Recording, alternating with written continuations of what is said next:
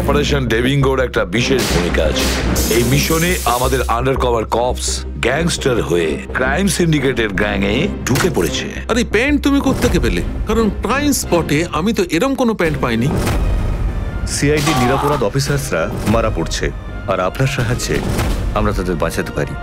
এটা কি করে হতে পারে? দয়ার রক্ত আমার প্যান্টে? দয়ার প্রাণ বিপন্ন।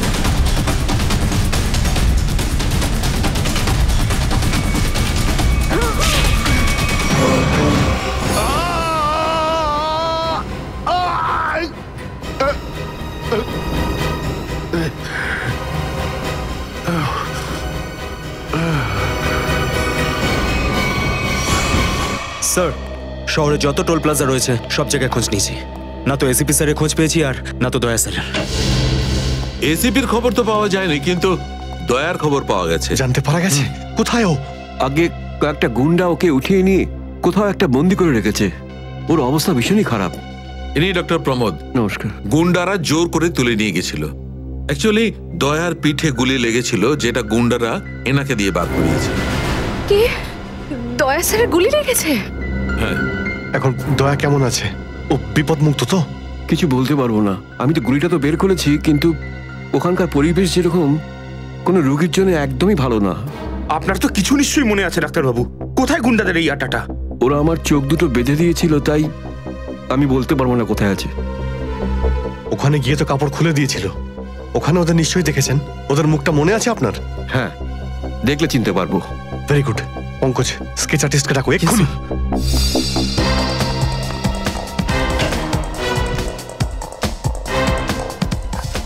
অভিজিৎ, ওই আমি তোমার সাথে। হাই স্যার, আপনি এখানে? হ্যাঁ, আমি এখানে। আচ্ছা সারিকা, পেন্টে যে রক্তটা লেগেছিল তার ডিএনএ রিপোর্টটা এসেছে? হ্যাঁ, এসেছে। সেটাই বলতে এসেছিলে না অভিজিৎ স্যারকে? হয়তো তুমি আগেই বলে দিয়েছো। তোমার বসকে ডক্টর সালুকাকে বলার কথা মনেই হয়নি। ছাড়ো ছাড়ো, কোনো ব্যাপার না, কোনো ব্যাপার না। হতেই পারে, হতেই পারে। ছাড়ো ছাড়ো। কি আছে ওই ডিএনএ রিপোর্টে? ওই ব্লাড স্যাম্পলটা কার সারিকা?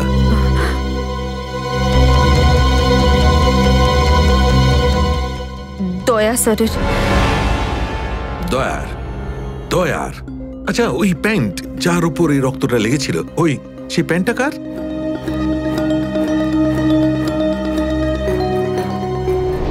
এটা কি করে হতে পারে? দয়ার রক্ত আমার প্যান্টে? অভিজিতের। এত দূর যখন চলেই এসেছো, তোমাকে কি এমনি এমনি চলে যেতে দেবো আমি? বারে বাহ, দেখেই বলে গঙ্গা জলে গঙ্গা পুজো করা। কেতন খুব জল তেষ্টা পেয়েছে, ডাবের জল খাই না, চলো না। দাদা আসছি। কেতন! আরে না না না, কেন?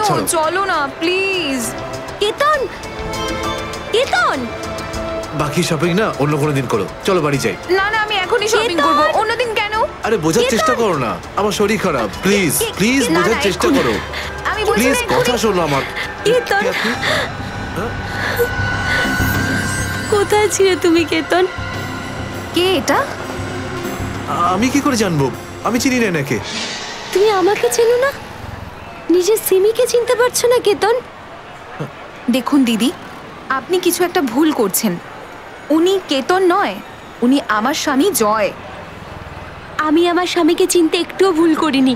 এ আমার কেতনই। হয়তো আপনার স্বামীকেও ঠিক আমার মতনই দেখতে। আমার নাম তো জয়, জয় ধনকিশোর। এই দেখুন আমার ড্রাইভিং লাইসেন্স। তোমরা পুলিশরা এই ডুপ্লিকেট ড্রাইভিং লাইসেন্স ইজিলি বানাতে পারো, আমি সব জানি। কিন্তু তুমি এরকম কেন করছো? পুলিশ? দিদি, উনি পুলিশে চাকরি করেন না, উনি তো একজন মার্কেটিং ম্যানেজার। ইনি মার্কেটিং ম্যানেজার নন, আমার স্বামী একজন পুলিশ অফিসার। 6 বছর আগে একটা ডিউটির জন্য গেছিল, আর আজ অবধি ফেরত আসেনি। 6 বছর আগে? হ্যাঁ। আপনাদের বিয়ে কবে হয়েছে? 5 বছর আগে। তুমি আমার উপর সন্দেহ করছো, তাও আবার একজন অপরিচিত মহিলার কথায়? চলো। কেতন, কেতন দাঁড়াও, কেতন!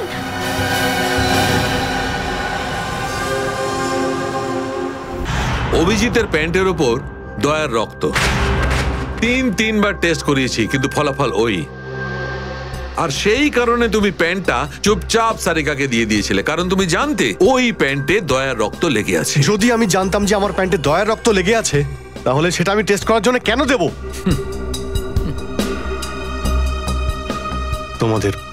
তোমাদের এটা মনে হচ্ছে না তো যে দয়ার এই অবস্থার জন্য আমি দায়ী? আচ্ছা ঠিক আছে, মেনে নিলাম।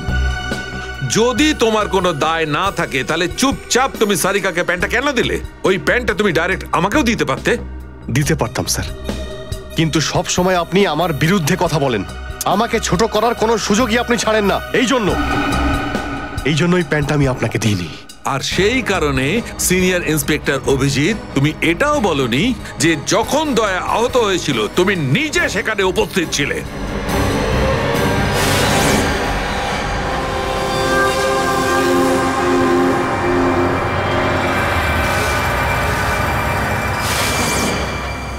বলে দিতাম যদি আমার মনে থাকতো।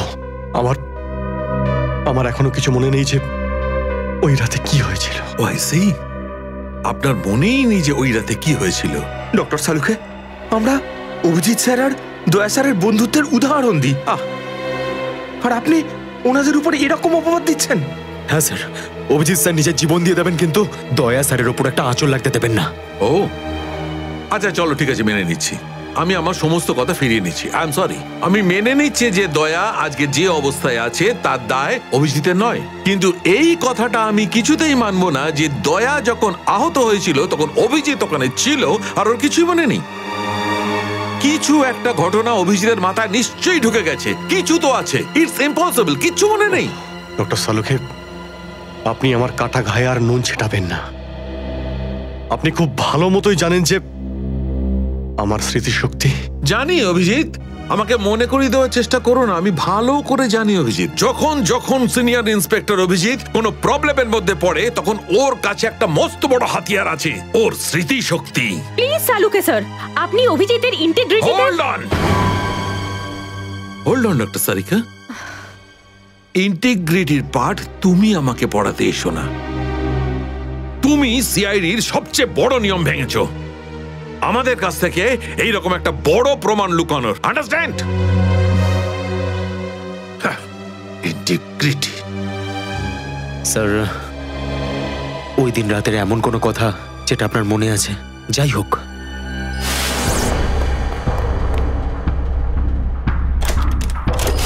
আমি তেজার পিছনে দৌড়াচ্ছিলাম। ও দৌড়ে গিয়ে গাড়িতে ওঠে, আর তারপর কেউ ওকে গুলি করে আর গাড়ির বাইরে ফেলে দেয়।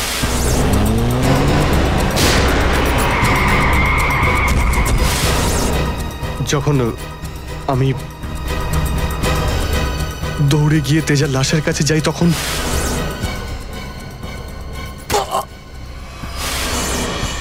কেউ আমার ঘাড়ের কাছে কিছু একটা সূচের মতো। তারপর আমি অজ্ঞান হয়ে যাই। আর তার পরের দিন যখন আমার চোখ খোলে তখন আমি দেখলাম যে আমি রাস্তার পাশে পড়ে আছি। তার মধ্যে কি হয়েছে আমার কিচ্ছু মনে নেই। ঠিক আছে, কোনো ব্যাপার নয়। ওই রাতে এক্স্যাক্টলি কি হয়েছিল সেটা জানা যাবে এই গুলিটার মারফত। এটা সেই গুলিটা যেটা দয়ার পিঠ থেকে বার করেছিলেন ডক্টর প্রমোদ। আর এই গুলিটার ব্যালিস্টিক রিপোর্ট থেকেই বার করা যাবে যে আসলে এই গুলিটা কার বন্দুক থেকে ছোঁড়া হয়েছিল। Sarika, come with me. Doctor Pramod, এক মিনিট। আপনি স্কেচ বানাতে হেল্প করবেন, আর আমি আপনাকে কয়েকটা প্রশ্ন করতে চাই। হ্যাঁ, জিজ্ঞাসা করব। ডক্টর প্রমোদ, আপনাকে ওই গুন্ডারা কোথা থেকে কিডন্যাপ করেছিল? প্রতাপনগর থেকে। আর তারপর আপনার চোখে কাপড় বেঁধে দেয় আগে। ওর পরে গাড়িতে বসে ওদের আড্ডায় নিয়ে যায়। আড্ডায়? আচ্ছা, আড্ডাতে পৌঁছাতে আপনার কতক্ষণ লেগেছিল মনে আছে? 40-45 মিনিট। 40-45 মিনিট। এটা ঠিক কটার সময়? রাত তখন এই 10:30টার মতন। রাত 10:30টা? ওই সময় তো প্রতাপনগরে খুব একটা ট্রাফিক থাকে না, রাস্তা ফাঁকাও থাকে। শ্রেয়া, শহরের ম্যাপটা নিয়ে এসো, আর সেই সব জায়গা লিস্ট বানাও যেখানে প্রতাপনগর থেকে যেতে 45 মিনিট সময় লাগে। শ্রেয়া, কি হলো? শহরের ম্যাপটা নিয়ে এসো তাড়াতাড়ি। সরি স্যার, আমার শরীরটা ভালো লাগছে না, এক্সকিউজ মি।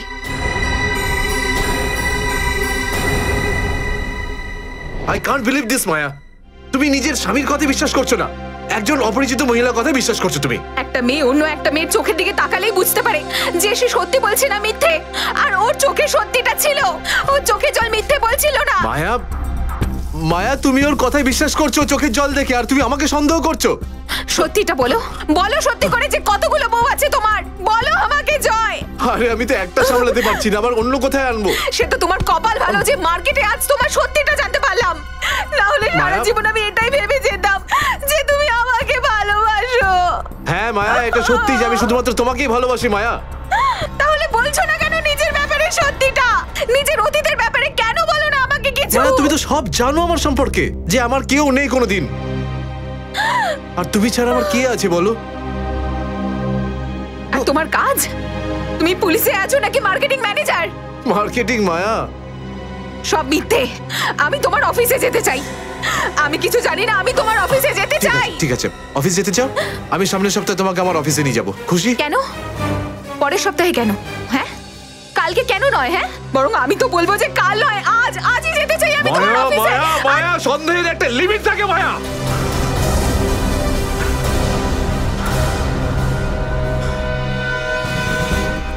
ঠিক আছে মায়া, আই এম সরি মায়া, আমি তোমাকে অফিসে নিয়ে যাবো। মিথ্যে কথা বলার একটা লিমিট আছে জয়, ওরফে কেতন। মায়া, যতক্ষণ না তুমি আমাকে সত্যিটা বলছো আমার সাথে কথা বলতে আসবে না তুমি। Maya listen to me Maya, please শোনো মায়া। মায়া, মায়া দরজা খোলো মায়া।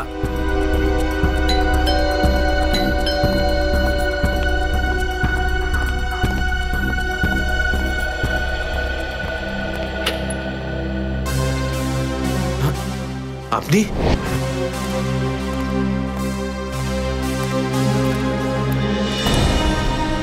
কেতন, মিশনের কাজটা থামিয়ে দাও আর এই মুহূর্তে এখান থেকে চলে যাও। না স্যার, আমি এই মিশনের জন্য আমার জীবনে 6টা বছর দিয়েছি স্যার। স্যার প্লিজ স্যার, আপনি মিশনটা আটকাতে পারেন না স্যার, আমি এই মিশনটা কমপ্লিট করা খুব তুমি কাছাকাছি। বুঝতে পারছো না কেন কেতন? তোমার জীবন কতটা বিপন্ন তুমি জানো? আর তাছাড়া আমি অন্যান্য অফিসারদের এইভাবে মরে যেতে দেবো না। 4টের সময় গোলমা বাস স্ট্যান্ডে অপেক্ষা করবে, that's an order. Sir, sir please sir, sir please.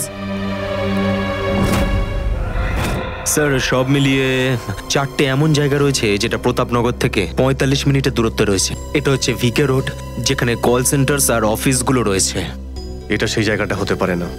আর এই পশ্চিমে শ্যামনগর স্যার, এখানে বেশিরভাগ সব ফ্ল্যাট স্যার। ডক্টর প্রমোদ, আপনার ঠিক মনে আছে যেখানে আপনাকে নিয়ে গেছিল সেই জায়গাটা বাংলো বা ফ্ল্যাট ছিল না? হ্যাঁ, পুরনো কোনো এলাকায়। এখন তাহলে বাকি রইল সাউথ আর ইস্ট। এই সাউথের দিকে চিত্রকূটনগর আর ইস্টে বিদ্যাধরনগর। চিত্রকূটনগরে তো অনেক দোকান রয়েছে, আর বিদ্যাধরনগর এখানে তো অনেক স্টুডিও রয়েছে, ফিল্মের শুটিং হয় এখানে। আরে শ্রেয়া, আচ্ছা এখন তোমার শরীর কেমন আছে? আমি ঠিক আছি স্যার, থ্যাংক ইউ। শ্রেয়া, চাইলে তুমি বাড়ি গিয়ে বিশ্রাম নিতে পারো, ততক্ষণ আমরা এসব খোঁজ নিচ্ছি। না স্যার, যতক্ষণ দয়া স্যার আর এসিপি স্যারের খোঁজ পাওয়া যাচ্ছে না আমার শান্তি হবে না। ওকে, ঠিক আছে। মানে দয়া হয় বিদ্যাধরনগরে, না হলে চিত্রকূটনগরে আছে। ডক্টর প্রমোদ, আপনাকে যেখানে নিয়ে গেছিল আশপাশ থেকে সেখানে কি কোনো শব্দ আসছিল? আপনি কিছু শুনেছিলেন ওখানে? হ্যাঁ, একটা গান বারবার শোনা যাচ্ছিল। মানে বলতে চাই প্রত্যেক আধ ঘন্টা পর ওই গানটাই শুনছিলাম। তার মানে আশেপাশে কোথাও ফিল্মের শুটিং চলছিল, মানে বিদ্যাধরনগর। বিদ্যাধরনগর, কারেক্ট।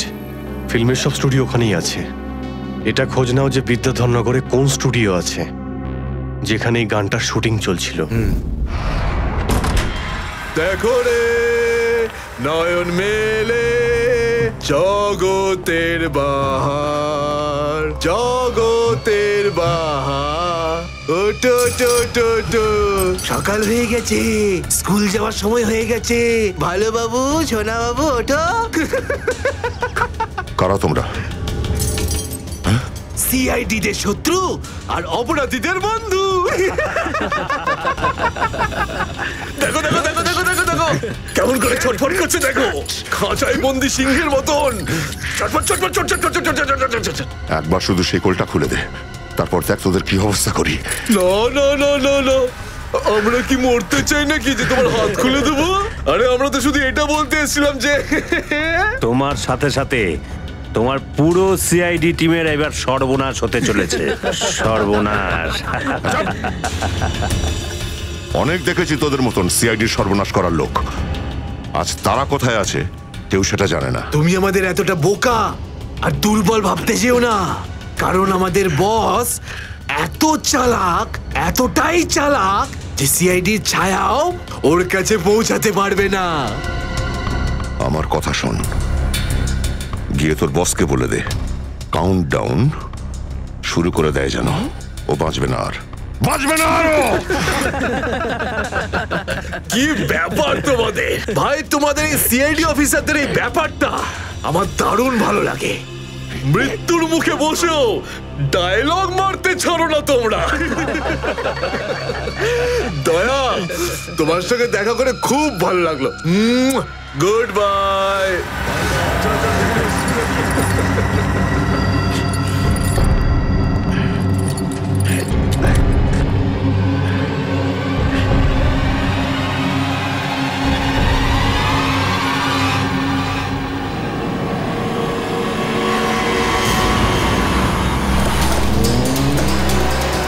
সেদিন দেখা হয়েছিল গানটার শুটিং এই স্টুডিওতেই চলছিল, তাই তো? হ্যাঁ স্যার, এটাই সেটা, বিরাট স্টুডিও।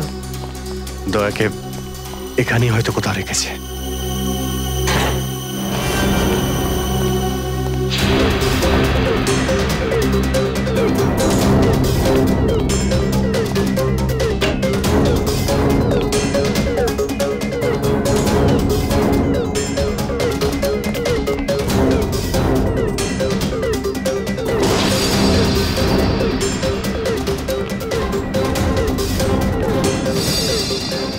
এত রক্ত? তার মানে স্যার দয়া স্যার এখানেই ছিলেন? এই শিকল দিয়ে বেঁধে রেখেছিল আমার বন্ধু দয়াকে। একবার যদি আমি এদের পাই না। স্যার, এই চায়ের কাপটা পেলাম, চা এখনো গরম রয়েছে। চা গরম আছে, তার মানে হলো ওরা এখান থেকে বেশি দূর যায়নি।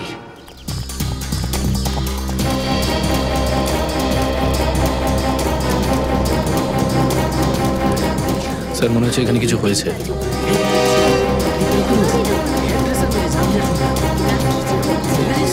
সরে যান, সরে যান প্লিজ, সরে যান, সাইড দিন। আমরা সিআইডি থেকে এসেছি। স্যার দেখুন না, কেউ ঋতুকে খুন করে ফেলেছে। কি করে হলো এইসব? বলতে পারবো না স্যার, আমরা সবাই শুটিং এ ব্যস্ত ছিলাম তো হঠাৎ গুলি চালাবার আওয়াজ পেলাম, আর এখানে এসে দেখলাম এই মরে আছে। কতক্ষণ আগে চলেছিল গুলি? স্যার এই ধরুন আধ ঘন্টা আগে। স্যার আমরা লোকাল পুলিশকেও ইনফর্ম করে দিয়েছি স্যার। ঠিক আছে, আপনারা একটু এখান থেকে পিছিয়ে যান একটু।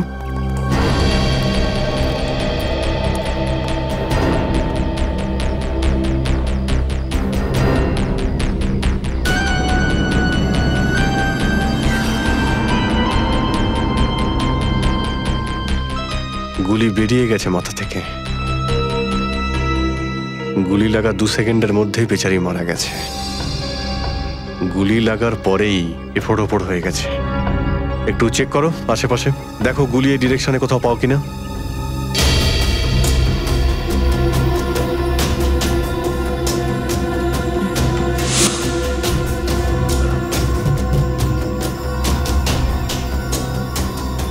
এই বিচারি এইভাবে এখানে বসেছিল, পিছন থেকে কেউ গুলি করলো আর এইভাবে উল্টে পড়ে যায়। আর এই আঘাত, এটা আবার কি ব্যাপার?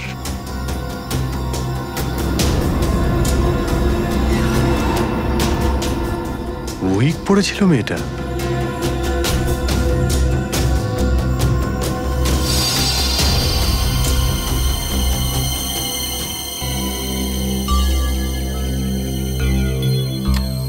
স্যার, হ্যাঁ পুরবি, গুলি পেয়ে গেছি। রাইফেলের গুলি মনে হচ্ছে। রেখে দাও এটাকে।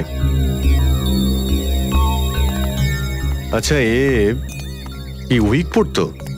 একদমই না স্যার, ও আসলে আমার হেয়ার ড্রেসার ছিল, আর আমার উইগস আর সবকিছু ওই রাখতো। যে উইগটা ও পরেছে না, সেটা আমার নেক্সট সিনের জন্য লাগতো। ঋতু আপনার উইক পড়েছিল? হ্যাঁ স্যার। সুশান্ত, বুঝতে পারলে? যখন ঋতুকে গুলি করা হয় তখন খুনি ওর মুখটা দেখেনি, গুলি পিছন থেকে চালিয়েছিল। আর যখন ঋতুর গুলিটা লেগেছিল তখন ও ওনার উইক পড়েছিল। মানে গুলিতে ঋতুর নয়, আপনার নাম লেখা ছিল। কি? হ্যাঁ, আপনাকে কেউ মারতে চায়। এই দেখো, 0.33 ক্যালিবারের বুলেট এটা, যেটা দিয়ে ঋতুকে মারা হয়েছে, যেটা শুধুমাত্র স্নাইপার রাইফেল দিয়েই ছোঁড়া যায়। তাহলে সালুখে স্যার, এই ওর মাথাতে দুটো লাল রঙের চিহ্ন কিসে? এই লাল চিহ্ন দুটো এন্ট্রি আর এক্সিট উন্ড। ঋতুর মাথার মধ্যে গুলি এই দিক দিয়ে ঢুকেছে আর এইখান দিয়ে বেরিয়ে গেছে। এই এক্সিট বোন এন্ট্রি বোন থেকে প্রায় হাফ ইঞ্চি নিচে, মানে গুলি উপর থেকে নিচে চালানো হয়েছিল। আগে হ্যাঁ, গুলিটা ঋতুর মাথায় এইখান দিয়ে ঢুকেছিল আর এইখান দিয়ে বেরিয়ে এসে সোজা ভ্যানিটি ভ্যানের ফুটবোর্ডে এসে আটকে গেছে। আর আমাদের ক্যালকুলেশনের হিসেবে গুলিটা চালানো হয়েছে এদিক থেকে, এইভাবে। গুলিটা প্রায় 2-3 তলার ওপর থেকে ছোঁড়া হয়েছে। অনেক কিছু জানতে পেরে গেছেন স্যার আপনি। হ্যাঁ, ঋতুর কেসে তো আমি অনেকটাই জানতে পেরে গেছি।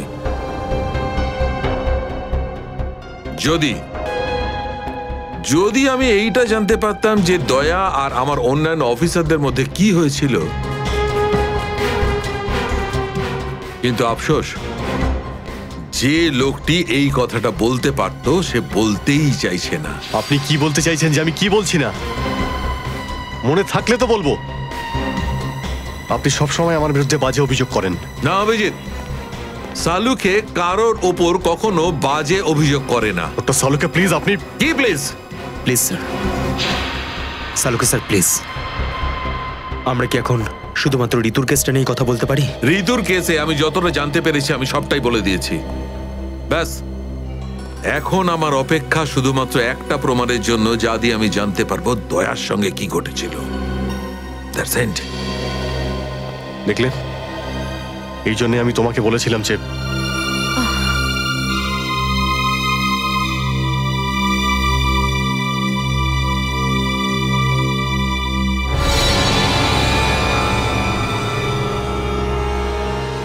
Sharp shooter. স্যার, আমি বলছি না, শেষ এক সপ্তাহ এখানে কোনো শুটিং হয়নি, তাই এখানে কারো আসার প্রশ্নই ওঠে না। মানে গত এক সপ্তাহ ধরে তুমি ছাড়া এই স্টুডিওতে আর কেউ আসেনি? আগে না স্যার। তার মানে গুলি তুমি চালিয়েছো? আমি গুলি কি করে চালাবো? আমার তো দীপাবলির বাজিতেও ভয় লাগে। তাহলে ভালো করে ভেবে উত্তর দাও। কেউ না কেউ তো গিয়েছিল সেকেন্ড ফ্লোরে। হ্যাঁ স্যার, একজন প্লাম্বার এসেছিল ওই পাইপ ঠিক করতে। সেকেন্ড ফ্লোরে? হ্যাঁ স্যার। নিয়ে চলো সেখানে, চলো।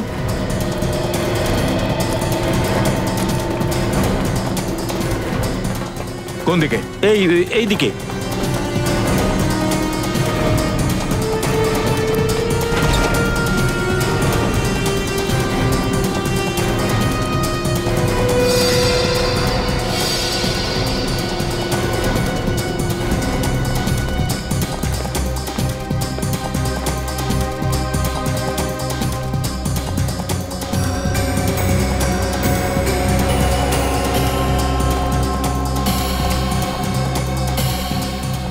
এখান থেকে। ঋতু ওখানে ছিল আর শার্প শুটার গুলি সম্ভবত এখান থেকেই চালিয়েছে।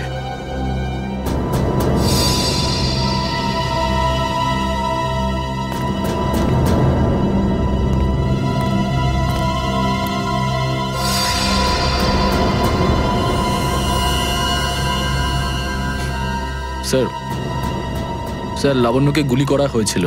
এই হলো ওই গুলিটার শেল। তুমি স্যার স্যার এতে আমার কোনো দোষ নেই স্যার। স্যার প্লিজ আমার বিরুদ্ধে কোনো কমপ্লেন করবেন না, আমার চাকরি চলে যাবে, প্লিজ প্লিজ। ভয় পেও না। আচ্ছা আমাকে এটা বলো, ওই প্লাম্বারের মুখটা দেখেছিলে তুমি? স্কেচ বানাতে পারবে? স্যার আসলে কি বলুন তো, আমি না চশমা ছাড়া কিছু দেখতে পাই না। আর ও যখন এসেছিল তখন আমার চশমা কোথাও হারিয়ে গিয়েছিল, আর আমি চশমাটাই খুঁজছিলাম। এই লাবণ্যর কোনো না কোনো শত্রু তো নিশ্চয়ই আছে, নইলে কেউ ওকে মারার চেষ্টা কেন করবে? এই লাবণ্য টিকুজি বের করেছি স্যার, ওর কারোর সাথে কোনো শত্রুতা ছিল না। হ্যাঁ স্যার, ফ্লপ হচ্ছিল ওর সব ফিল্ম। তাহলে এরকমও হতে পারে না যে অন্য কোনো অভিনেত্রী হিংসা বা ঈর্ষার কারণে ওকে মারার চেষ্টা করে থাকবে। লাবণ্য খুব বড় লোক নয় যে টাকা পয়সার জন্য ওর উপরে কেউ হামলা করবে। স্যার হতে পারে সত্যি এই গুলিটা ঋতুর উপরে চালানো হয়েছে, লাবণ্যের উপর নয়। আচ্ছা তোমরা কি ঋতুর ব্যাপারে ইনফরমেশন বের করেছো? হ্যাঁ স্যার, ঋতুরও কারোর সাথে কোনো শত্রুতা ছিল না। এমন কোনো না কোনো ব্যাপার আছে যা আমরা ঠিকমতো দেখতে পাচ্ছি না। এই লাবণ্যের যে আর্টিকেলগুলো আমরা পেয়েছি এর মধ্যে কোনো না কোনো ব্যাপার নিশ্চয়ই আমরা পাবো যার সঙ্গে কেসের কোনো না কোনো সম্পর্ক আছে। স্যার স্যার এটা 3 দিন পুরনো পেপার। এতে নিউজ আছে যে লাবণ্য জিনিসপত্র চুরি হয়েছিল ব্লু ইভ রিসর্ট থেকে। লাবণ্যের জিনিসপত্র চুরি হয়েছিল ব্লু ইভ রিসর্ট থেকে?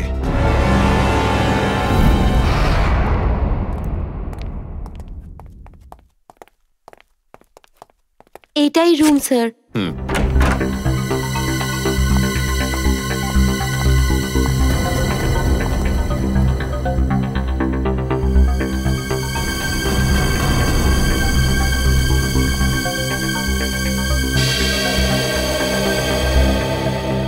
এই ঘর থেকেই আপনার জিনিসপত্র চুরি হয়েছিল? একদমই তাই স্যার, কিন্তু খুব একটা দরকারি জিনিস ছিল না। এই এমনি 1,500-2,000 টাকা আর নকল জুয়েলারি। আর পুলিশ কোনো সূত্র পায়নি এখান থেকে? না স্যার। কিন্তু চোর এখানে আসলো কি করে? জানলা দিয়ে, এসির জায়গা দিয়ে নাকি? স্যার দরজা থেকে এসেছিল। পুলিশের কথা অনুযায়ী ও চাবির ব্যবহার করেছিল ঘরটা খুলতে। আর এই ঘরের চাবিটা কার কার কাছে ছিল? একটা আমার কাছে আর একটা এদের কাছে। ও মানে হোটেলের কোনো ভেতরের লোকের কাজও হতে পারে। ম্যাডাম আপনি এসব কি বলছেন? 15 বছর পুরনো আমাদের হোটেল। আমরা খুব সৎভাবে কাজ করে এখানে গুডউইল বানিয়েছি, আর আমাদের হোটেলের কোনো লোক এটা করতে পারে না। হয় এই কাজটা কোনো হোটেলের ভেতরের লোকই করেছে, অথবা কোনো বাইরের লোক এই চাবি চুরি করে চাবির ডুপ্লিকেট বানিয়ে নিয়েছে। আর এই দুটো সিচুয়েশনেই তোমাদের হোটেল দায়ী, বুঝলে কিছু? ছেড়ে দিন না স্যার, এই ছোটখাটো চুরির জন্য কেন ওদের ডিস্টার্ব করছেন? লাবণ্য দেবী, এই জিজ্ঞাসাবাদ আমরা আপনার জিনিসপত্রের জন্য করছি না, বরং এটা তাকে ধরার জন্য করছি যে আপনাকে মারতে চাইছে। কারণ আমাদের মনে হয় যে এই চুরির সম্পর্কের সাথে আপনার উপর প্রাণঘাতী হামলার সাথে থেকে থাকতে পারে। সেই কারণে একটু ঠিক করে মনে করে বলুন, আর কোনো বিশেষ জিনিস বা কোনো দামি জিনিস যেটা চুরি হয়েছে? হ্যাঁ, আমার তো না, কিন্তু আমার হেয়ার ড্রেসার ঋতুর জিনিস চুরি হয়েছিল। আর তারপর ওর হঠাৎ করে মুড অফ হয়ে গেছিল আর ও খুব কাঁদছিল। এমন কি জিনিস চুরি হয়েছিল ওর? একটা অদ্ভুত শোপিস ছিল। শোপিস? হ্যাঁ, আমিও অবাক হয়েছিলাম ভেবে যে একটা শোপিসের জন্য এত ভেঙে পড়ার কি আছে। আর আমি ওকে বলেও ছিলাম যে আমি ওকে একটা নতুন শোপিস এনে দেবো, কিন্তু হয়তো ওই শোপিসটা ওর জন্য খুব দামি ছিল। খুব দামি শোপিস ছিল? না না, ওই ট্রিপোলিয়াম বাজারে যে চাইনিজ শোপিসের দোকানগুলো আছে না, সেখান থেকেই নিয়েছিল। ওই হবে 700-800 টাকার মতো। ত্রিপোলিয়া বাজারে চাইনিজ জিনিসপত্রের দোকান?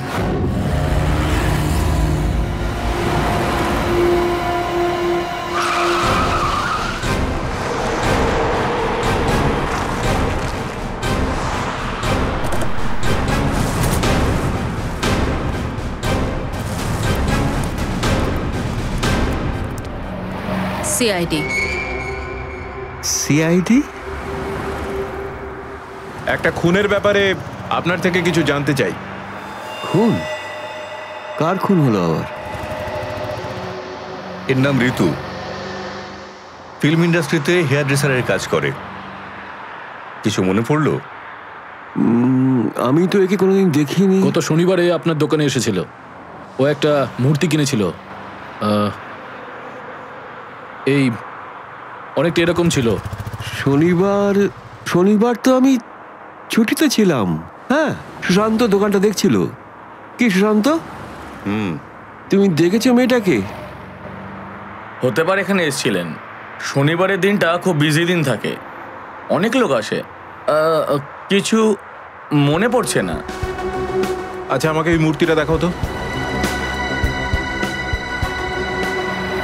ওই মূর্তিটাও?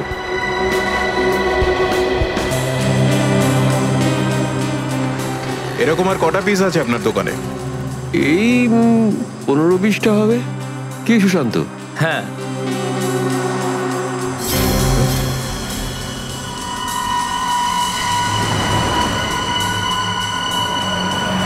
ওখানে ওই দুটো বক্সে ক্রস চিহ্ন দেওয়া কেন? আরে আরে ওটা তো ডিফেক্টিভ পিস, এগুলো ফ্যাক্টরিতে রিটার্ন যাবে, আপনার কোনো কাজে আসবে না। সেটা এক্ষুনি জানতে পারা যাবে। দেখাও ওটাকে, দেখাও।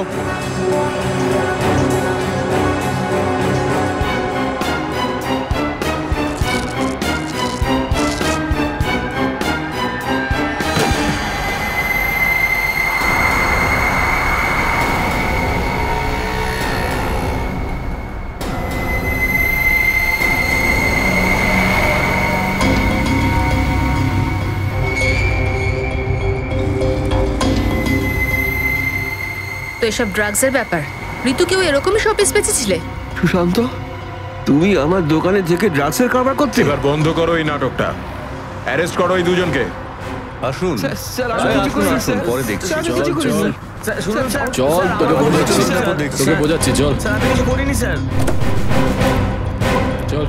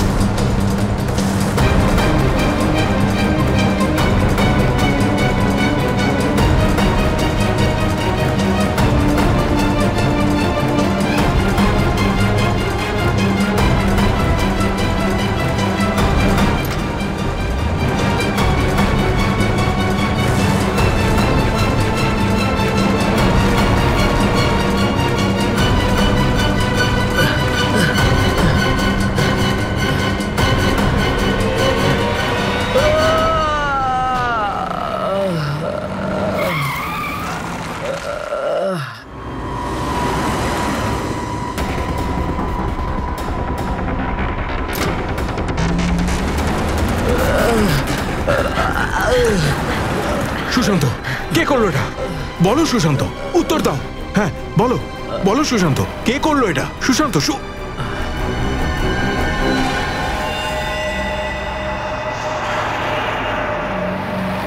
হি ইজ ডেড।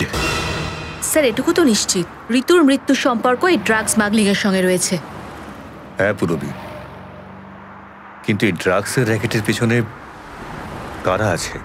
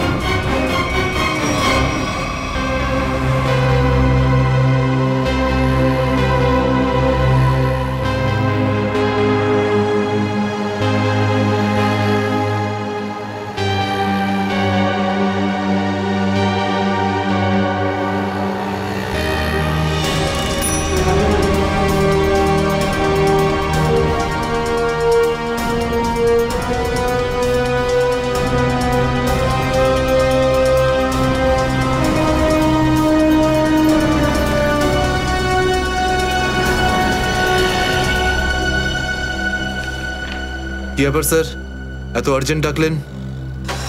জয়, তোমার জীবনে ঝুঁকি আছে। তোমাদের মতন অফিসারদের ব্যাপারে ওরা জেনে গেছে, আর ওরা একের পর এক মেরে ফেলছে। এটা কি করে হতে পারে স্যার? আমাদের ব্যাপারে কে কাকে কি বলবে? সেটাই তো বুঝে উঠতে পারছি না। সেটারই তো খোঁজ নিতে হবে। তুমি একটা কাজ করো, এটার মধ্যে ভোপাল যাওয়ার টিকিট আর 10,000 টাকা রয়েছে। তাড়াতাড়ি এখান থেকে চলে যাও। যাও, তাড়াতাড়ি বেরিয়ে পড়ো। জয়, জয়, কি হয়েছে? জয়, জয়,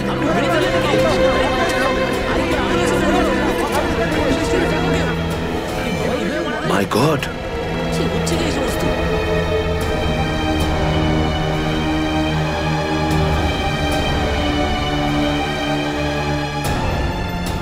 আরো একজন আন্ডার কভার কপ মারা গেল, আরো একজন সিআইডি অফিসার মারা গেল, কিন্তু আমি ওকে বাঁচাতে পারলাম না।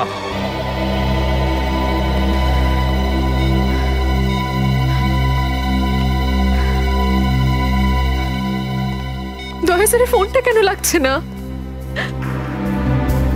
শ্রেয়া, দয়া স্যারও ঠিক ফিরে আসবেন যেরকম অভিজিৎ স্যার এসেছেন। স্যার কিভাবে ফিরে আসবেন? আমরা তো এটাও জানি না যে দয়া স্যার কোথায় আছেন। স্যার, নাই বা দয়া স্যারের খোঁজ পাওয়া যাচ্ছে, নাই বা এসিপি স্যারের। শ্রেয়া, ওনারা সিআইডি অফিসার, এরকম অনেক সমস্যার সম্মুখীন হয়েছেন। যেখানেই থাকুক না কেন, নিশ্চয়ই ভালো থাকবেন ওনারা। স্যার, আপনি এমনটা কিভাবে বলতে পারেন? আপনি রক্ত দেখেছিলেন তো? কতটা রক্ত পড়েছিল বলুন তো ওখানে? আর ওই গুলিটা, যে গুলিটা দয়া স্যারের শরীর থেকে বেরিয়েছিল। হ্যাঁ শ্রেয়া, আমি সবকিছু দেখেছি, কিন্তু তার মানে এটা তো নয় যে সিআইডি অফিসাররা মারা যান না। স্যার, হ্যাঁ স্যার, আপনি ঠিক আছেন তো? স্যার, কাল থেকে আপনাকে ফোনে পাচ্ছিলাম না। হ্যাঁ, আমি একটা জরুরি কাজে ব্যস্ত ছিলাম। এমন একটা টপ সিক্রেট কাজ ছিল, কাউকে বলতে পারিনি, এমনকি তোমাদেরও নয়। স্যার, কি স্যার, দয়া স্যারের কোনো খোঁজ পাওয়া যাচ্ছে না। দয়া স্যারের কোনো খোঁজ পাচ্ছ না মানে? স্যার, দয়া স্যার নিখোঁজ। কিন্তু গেল কোথায় ও? জানি না স্যার, ওনার ফোনটাও লাগছে না। আর ওনার গায়ে গুলিও লেগেছে। দয়ার গায়ে গুলি লেগেছে? এক মিনিট, এই ব্যাপারটা তোমরা জানলে কি করে? স্যার, সালুকে স্যার বলছিলেন যে দয়া স্যারের বডি থেকে একটা ডক্টর গুলি বের করেছেন আর চুপ করে নিয়ে এসে ওনাকে দিয়েছেন। দয়ার বডি থেকে গুলি বের করে সেটা সালুকে পাঠানো হয়েছে? অভিজিৎ, অভিজিৎ কোথায়? স্যার, অভিজিৎ স্যারও নিখোঁজ ছিলেন, 3 ঘন্টা আগেই ফিরে এসেছেন। আর তার থেকে বড় কথা স্যার, অভিজিৎ স্যারের প্যান্টে দয়া স্যারের রক্ত লেগেছিল। অভিজিৎ নিখোঁজ? 3 ঘন্টা আগে ও ফিরে এসেছিল, আর ওর প্যান্টের ওপর দয়ার রক্ত লেগে আছে? আর ওনার কিছুই মনে নেই স্যার। আর ওর কিছু মনে নেই? সেই একই ব্যাপার, সেই একই ব্যাপার। অভিজিৎ যখনই কোনো মুশকিলে পড়ে, ওর স্মৃতিশক্তি লোপ পেয়ে যায়। এসব কি হচ্ছে সিআইডির মধ্যে? আমাদের তিনজন আন্ডার কভার অফিসার মারা গেছে। ওই অফিসারদের ব্যাপারে আমি ছাড়া আর কেউ কিচ্ছু জানতো না, কিন্তু ওদের নাম বাইরে ফ্ল্যাশ হয়ে গেছে। কিভাবে? স্যার, এই কথাটা যদি শুধু আপনি জানতেন তাহলে। সেটাই তো বলছি আমি সচিন, সেটাই তো বুঝে উঠতে পারছি না এসব কি করে হলো, কিভাবে হলো। এটার একটাই মানে দাঁড়ায় সচিন, আমাদের মধ্যেই কেউ একজন আছে যে আমাদের সঙ্গে বেইমানি করছে, আমাদের সাথে বেইমানি করছে। একজন বেইমান আছে। আর স্যার, একটা কথা আরো, একজন হেয়ার ড্রেসার খুন হয়ে গেছে স্যার। Hair dresser? হ্যাঁ স্যার, শুটিং চলাকালীন ওকে খুন করা হয়েছে। স্যার, মনে হচ্ছে এই খুনটা ড্রাগসের কারণে হয়েছে। আর স্যার, তদন্ত করতে করতে একটা লোক পর্যন্ত পৌঁছেছি, কিন্তু শেষে ও মারা যায়। আর স্যার, ওর পকেট থেকে আমরা এই কাগজটা পেয়েছি। স্যার, এটার উপরে কিছু নাম্বার লেখা রয়েছে। 185637245 183567235। আমার মনে হয় সচিন, এটা কোনো টেলিফোন বা মোবাইলের নাম্বার নয়। এই নাম্বারটা অন্য কিছু, এই নাম্বারটা অন্য কিছুরই হবে। কিন্তু কি, কিসের নাম্বার হতে পারে এটা? হ্যাঁ সালুকে। আরে, এরা তো সব তোমার সঙ্গেই আছে। তোমার অফিসাররা তো তোমাকে খুঁজে খুঁজে হয়রান হয়ে গেল। আমি কোথায় গিয়েছিলাম ওরা জানে। এবার তুমি বলো, এমন কোন কথা আছে যেটা ফোনে বলতে পারোনি? প্রদ্যুম্ন, এই কথাটা আমরা দুজন আলাদা বলতে পারি না। কেন? এমন কি কথা আছে যে এদের সামনে তুমি বলতে পারছো না? বলতে পারি, কিন্তু ভয় পাচ্ছি।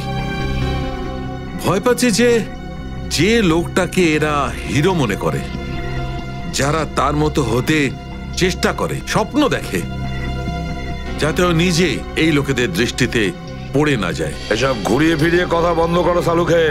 পরিষ্কার করে বলো, আর সবার সামনে বলো। ঠিক আছে, পরিষ্কার করে বলছি, আর আমি সবার সামনে বলছি। কিন্তু যেটা আমি বলবো সেটা শুনে কেউ যেন মনে করো না যে আমি কারোর ওপর বদলা নিচ্ছি বা কারোর সঙ্গে শত্রুতা করছি। ক্রাইম স্পটের ব্যালিস্টিক রিপোর্ট এসে গেছে। কি লেখা আছে রিপোর্টে? প্রথম গুলিটা চলে কালুর ওপর, অভিজিতের বন্দুক থেকে। আমাদের আন্ডারকভার কপের উপরে? আগে হ্যাঁ, শুধু তাই নয়, দ্বিতীয় গুলিটা চালানো হয়েছিল ভিকুর ওপর, দয়ার বন্দুক থেকে। না, এরকম হতে পারে না। অভিজিৎ স্যার আর দয়া স্যার ভিকু আর কালুকে এইভাবে চেয়ারে বেঁধে রেখে গুলি চালাতে পারে না স্যার। ফ্রেডে, ব্যালিস্টিক রিপোর্ট কখনো মিথ্যে কথা বলে না। আর সবচেয়ে ইম্পর্টেন্ট রিপোর্ট, সেই রিপোর্ট যার জন্য এদের সবাইকে বাইরে যেতে বলেছিলাম। অভিজিতের ফোন। অভিজিৎ, কোথায় তুমি? এখন এই মুহূর্তে ফরেনসিক ল্যাবে তুমি চলে এসো। ফরেনসিক ল্যাবে? কেন স্যার, কি হয়েছে? অভিজিৎ, তুমি কাল্লুকে গুলি চালিয়েছো? কাল্লুকে গুলি আমি? আর স্যার, ওকে আমি কেন গুলি করতে যাব? অভিজিৎ, তুমি এই মুহূর্তে ফরেনসিক ল্যাবে চলে এসো, and that's an order. Sir, এই কথাটা শুনে আপনি যতটা অবাক হয়েছেন ততটা আমিও অবাক হয়েছি। আর যতক্ষণ আমি এটা না জানছি যে ওই রাতে কি হয়েছিল, আমি আসবো না। তাহলে কি তুমি আমার বিরুদ্ধে যাবে? স্যার, আমি আপনার বিরুদ্ধে যাচ্ছি না স্যার। আমি সেটাই করছি যেটা আপনি আমাদের শিখিয়েছিলেন, সিআইডি ডিউটি স্যার। অভিজিৎ, ও না করে দিল। আপনার অনেস্ট, ব্রিলিয়েন্ট, ইন্টেলিজেন্ট অফিসার আপনার অর্ডার ক্যারি আউট করতে না করে দিল এসিপি সাহেব। আমি জানতাম প্রদ্যুম্ন, এই অভিজিৎ একদিন না একদিন পুরো সিআইডি টিমের জন্য সেই মাছি প্রমাণিত হবে যে সমস্ত পুকুরটাকে নষ্ট করে দেয়। এই অভিজিতের কারণে আমাদের পুরো সিআইডি টিমের বদনাম হয়ে যাচ্ছে। কলঙ্ক একটা। এই অভিজিৎ সিআইডি টিমের একটা বড় বোঝা, একটা কলঙ্ক। অনেক হয়েছে স্যার, বন্ধ করুন এসব। আর কি উল্টোপাল্টা বলবেন ওর নামে? আমি বন্ধ করব? আমি তো বন্ধ করে দেবো সারিকা, কিন্তু এই রিপোর্ট, এইটার কি করবে? এইটা চুপ করে থাকবে না সারিকা, এইটা সত্যি কথা বলবে বস। জানো এই রিপোর্টে কি আছে? কি আছে ওই রিপোর্টে? দয়ার উপর গুলি কে চালিয়েছে, কে মেরেছে সালুকে, কে করেছে গুলিটা? প্রদ্যুম্ন, দয়ার উপর গুলি তোমার honest, brilliant, intelligent officer Abhijit চালিয়েছে। কি? দয়া অভিজিতের গুলির শিকার হয়েছে প্রদ্যুম্ন। অভিজিৎ গুলি চালিয়েছে দয়ার ওপর। অভিজিৎ? অভিজিৎ অভিজিৎ দয়াকে গুলি করেছে?